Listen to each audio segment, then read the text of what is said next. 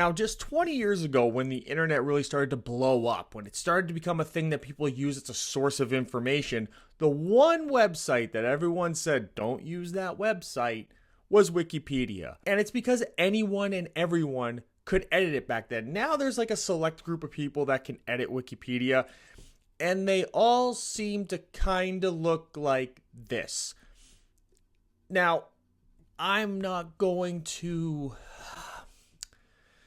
infer anything about anything. There always seems to be a very particular agenda with these Wikipedia edits, as you can see from the title of this video. Now, I want to make it very clear for people that are not familiar with this channel, this is not your typical, right-wing YouTube channel. It's just not.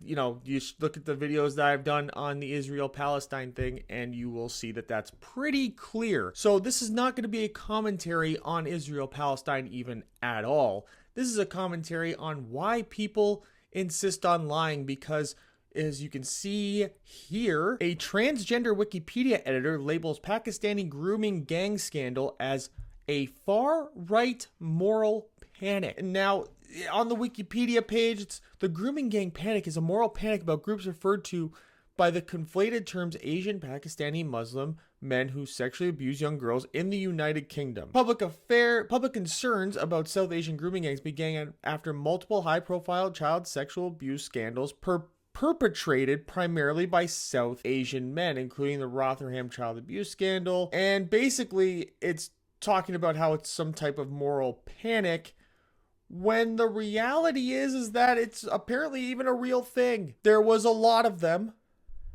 and people got worried, and they're a far-right moral panic because of that. You can't say that something is a moral panic, that something is, that people are being outrageous when things are happening, and then people go like, oh, there's just a couple of cases, it's not a whole thing, it's not a real... I accept that they've actually collected the data on this, and I will show you the data right there. This is from 1997 to 2017. 83% of those prosecuted for grooming gang crimes were Muslim. Now you can look, it just goes pretty much all over the place here. Banbury, it was 18 of 19. Bristol, it was 17 of 17, 22 of 23 in Halifax, 27 of 29 in Huddersfield and Cayley, Newcastle, this is a very, very, very high numbers going on here. Now, why is that? I'm not going to say that this is some sort of example of what goes on in like a typical Islamic household. I'm not going to say that at all, because it's just not true. However, when you get to certain parts of the world that have sort of been blocked off from, for the lack of a better term, westernized morality, I would say, in terms of age of consent, in terms of just consent in general, just the freedom of women and whatnot. I know that the West, United States, Canada, oh my God, women's rights are like so... It's just not the case. It's just not. The women have more rights than they've ever had before. In fact, they have the exact same rights that men have. It's just the facts of it all. There's no difference here. That's not the case when you get into like the Middle East and whatnot. It gets to Pakistan and Saudi Arabia and all that kind of stuff. So when you transport through mass immigration people from those areas, the likelihood that you're going to be importing significant cultural and moral differences is actually very high. And the UK has been probably the biggest importer of that through their mass immigration system over the last 10 to 15 years in particular. And I know this study was done from 1997 to 2017. The immigration from that area has actually gone up in the last 7 years since this study sort of concluded. So that 83% might even be higher now than it was then. But even if it's the same, it's just not a good idea to have that type of mass immigration. You have to vet the people you're coming in. And I understand that there's also the issue of they're getting bombed into oblivion a lot of times for just being on the wrong piece of land. And that's a thing that we've covered in the Israel and Palestine stuff. I'm not going to get into all that stuff. It is a thing, so it's kind of hard to not understand why there's so many people leaving those areas. The safety of your citizens on your homeland, I think, need to take over.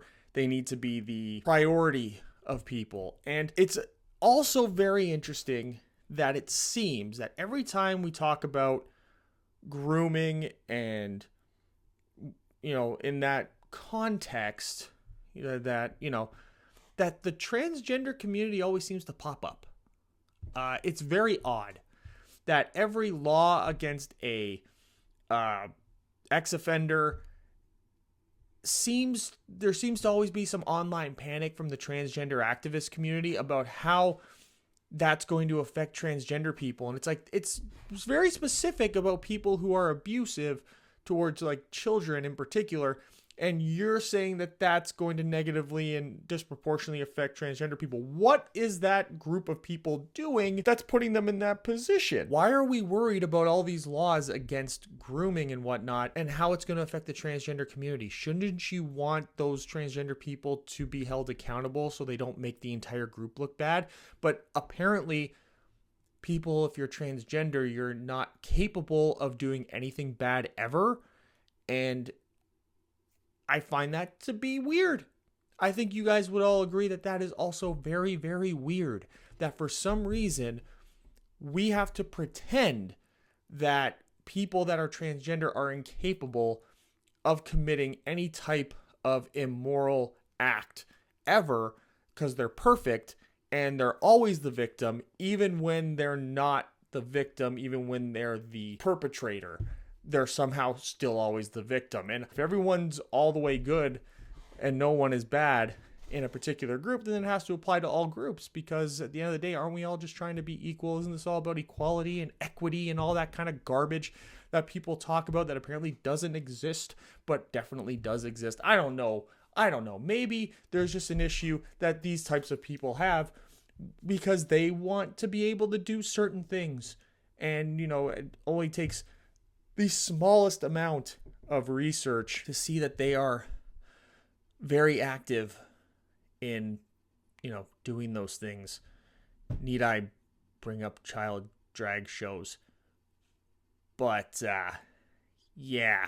So, it was fun coming back talking about this stuff. I want you guys to leave in the comment section below what you think of these Wikipedia editors and what their true agenda maybe truly is, and I will look forward to seeing all that discourse in the comment section. Like and subscribe so you don't miss any of the future videos on this channel, and I will see you guys with the next video next time.